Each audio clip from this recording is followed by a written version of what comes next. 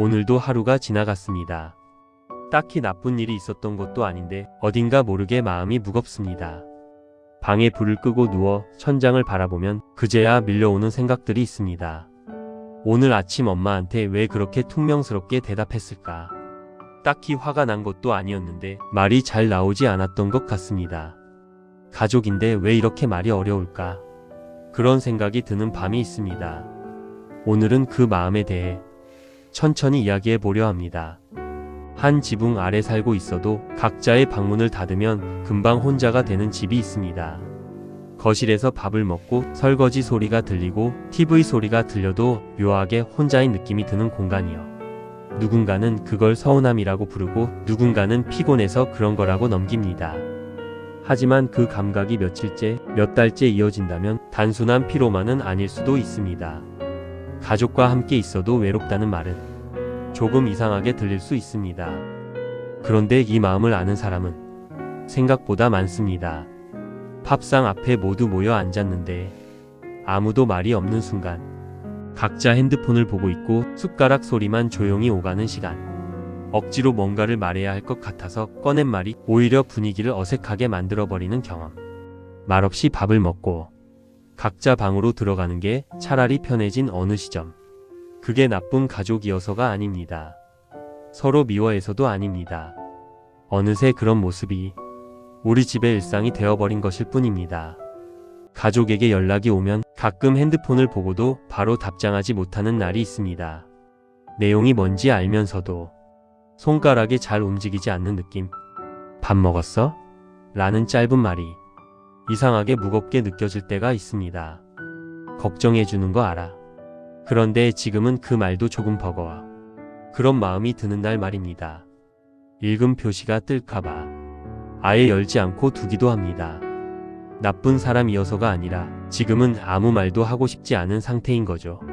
그 마음이 드는 것 자체가 잘못된 건 아닙니다. 다만 그런 상태가 너무 오래 이어진다면 한 번쯤 내 마음을 들여다봐야 할 순간일지도 모릅니다. 가족 안에서 지쳐가는 건 거창한 사건 때문이 아닐 때가 많습니다. 오늘도 참았다.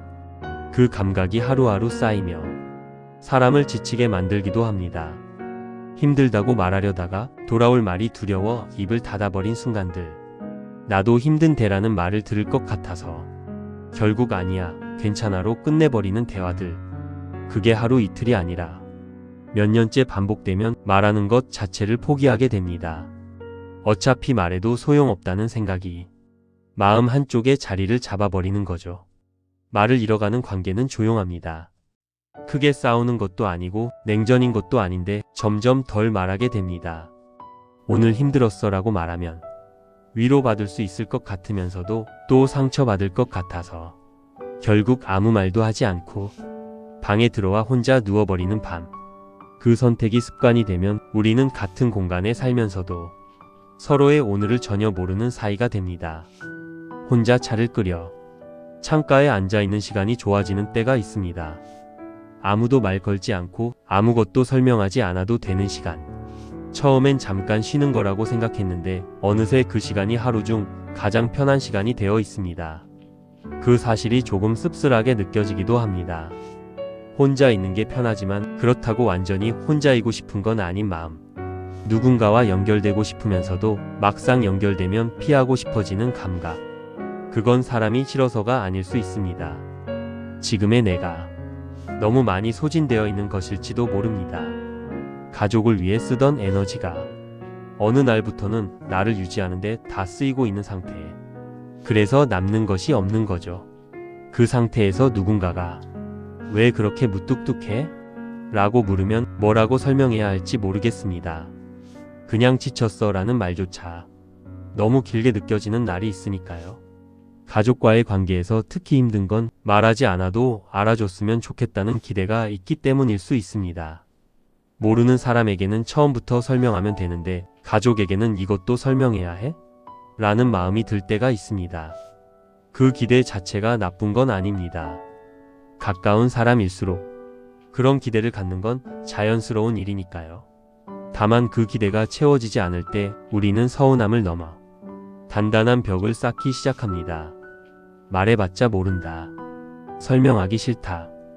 혼자 있는 게 낫다. 그 벽이 한 번에 생기는 건 아닙니다.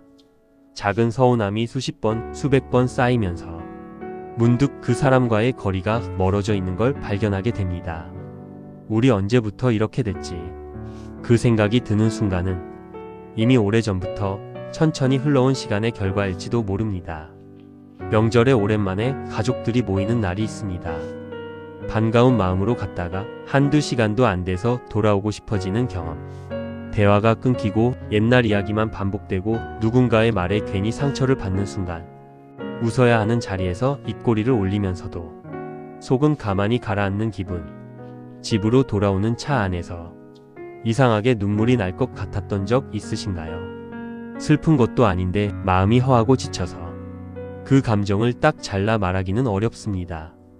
그저 복잡한 거죠. 가족이라는 관계 자체가 원래 그렇게 복잡한 것인지도 모릅니다. 사랑하는데 어렵고 걱정되는데 버겁고 보고 싶은데 막상 만나면 지치는 마음. 그 모든 감정들이 동시에 존재할 수 있습니다. 그게 이상한 건 아닙니다.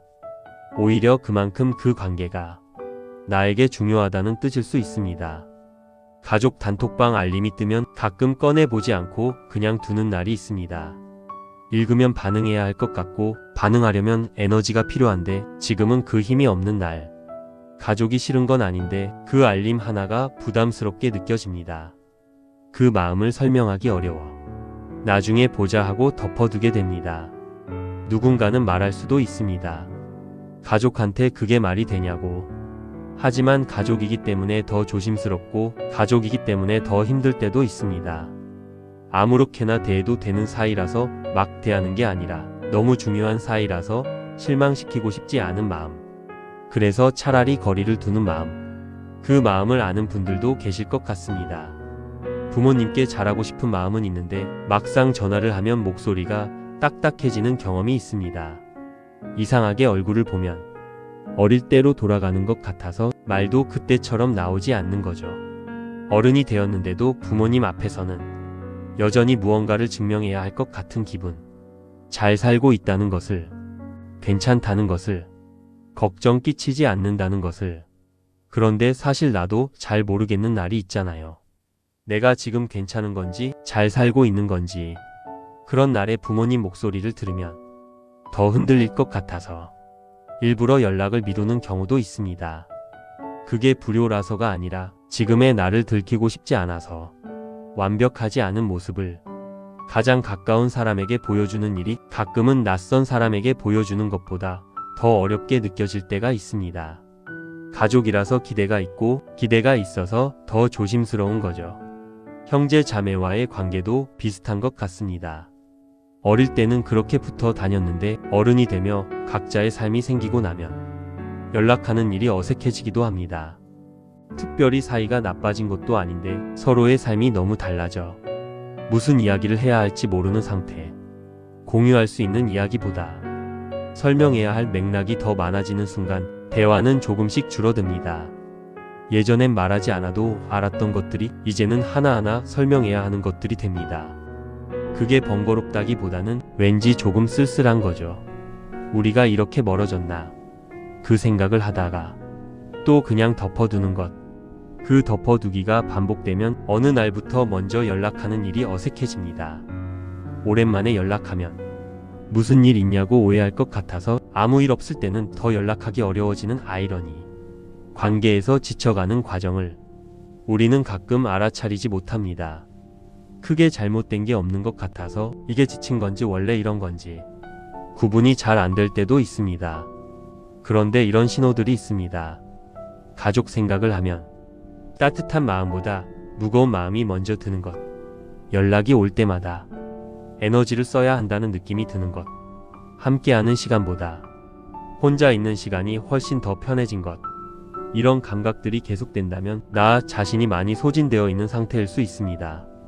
가족이 나쁜 사람들이어서가 아니라 내가 오래 달려왔다는 신호일 수 있습니다. 가족을 위해 애써온 것, 맞춰온 것, 참아온 것들이 어딘가에 고스란히 쌓여 있는 거죠. 그 무게가 한계를 넘으면 아무리 사랑하는 사람이라도 잠시 거리가 필요해집니다. 그건 이기적인 게 아닙니다. 그저 사람이라는 뜻입니다. 가족과의 거리를 느끼는 지금 스스로를 너무 몰아붙이지 않으셨으면 합니다. 왜 이렇게 됐을까? 내가 뭘 잘못한 걸까? 그렇게 자책하기보다 지금 내 마음이 어떤 상태인지, 나는 무엇이 필요한지 먼저 들여다보는 시간이 필요할 수 있습니다.